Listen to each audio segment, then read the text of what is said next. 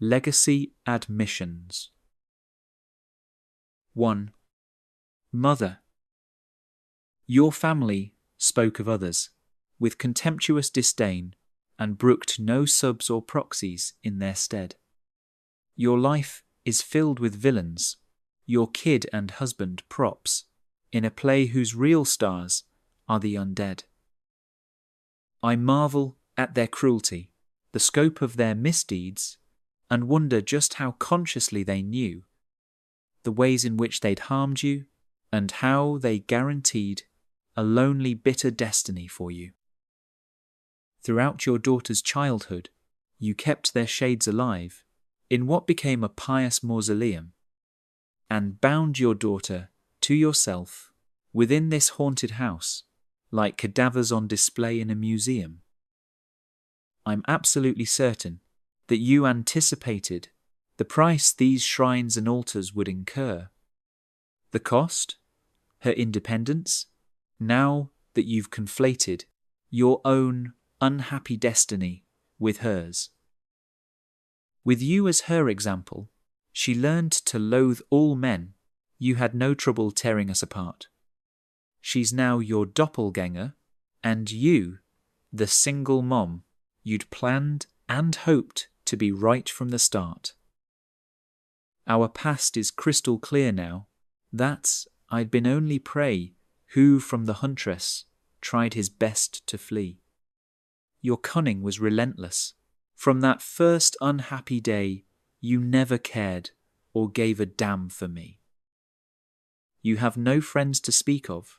Your daughter's far away. Your shit TV, your anguish can't dispel. And even though you call each other countless times a day, your life's become a boring, senseless hell. I know why you're so bitter, why you frequently lash out, bound to ancient keepsakes on a shelf.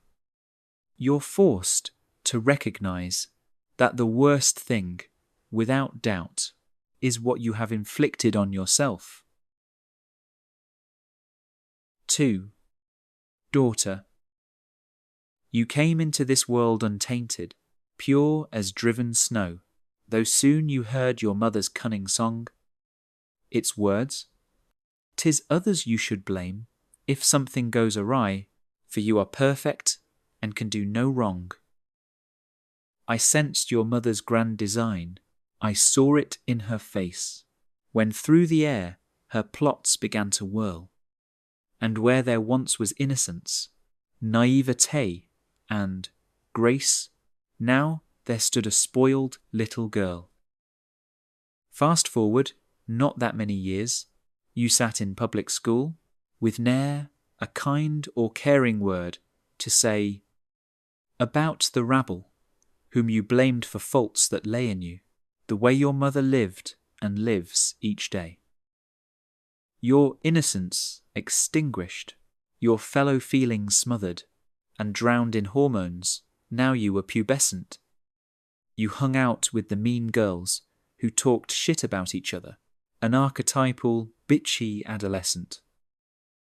You chose a school notorious for toffee-nosed corruption, indulging all your stuck-up, snobbish cravings.